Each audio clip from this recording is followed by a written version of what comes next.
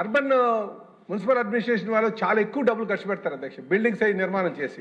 మన ఇల్లు కట్టుకుంటే ఏ ఇల్లు కట్టినా సరే 100 years డిజైన్ స్ట్రెంగ్త్.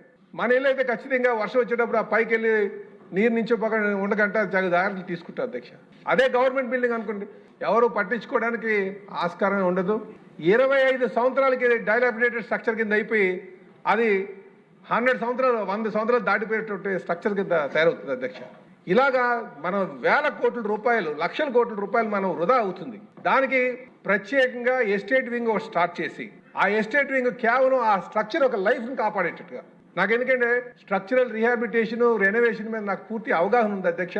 కనుక దానికి ఇదే కాదు, ఒక్క మున్సిపల్ అడ్మినిస్ట్రేషనే కాదు అధ్యక్ష, మిగతా డిపార్ట్మెంట్స్ కూడా ఎస్టేట్ వింగ్ లో మనం పెట్టాల్సిన అవసరం ఉంది. వాళ్ళు పర్టికులర్గా వాళ్ళ పాత్ర ఏంటంటే ఆ బిల్డింగ్ ఒక లైఫ్ని ఎన్హాన్స్ చేయడమే. దానికి వర్షం పడేటప్పుడు ఎటువంటి జాగ్రత్తలు తీసుకోవాలా, ఒకవేళ వాటర్ కానీ స్టాగ్నేట్ అయిపోతే ఏం చేయాలి, ఎక్కడైనా సరే చిన్న క్రాక్స్ వస్తే దానికి ఏం చేయాలన్నది ఇది పెట్టాల్సిన అవసరం ఉంది అధ్యక్ష. దానికి సంబంధించినటువంటి విషయాలని చెప్పి తెలియజేస్తూ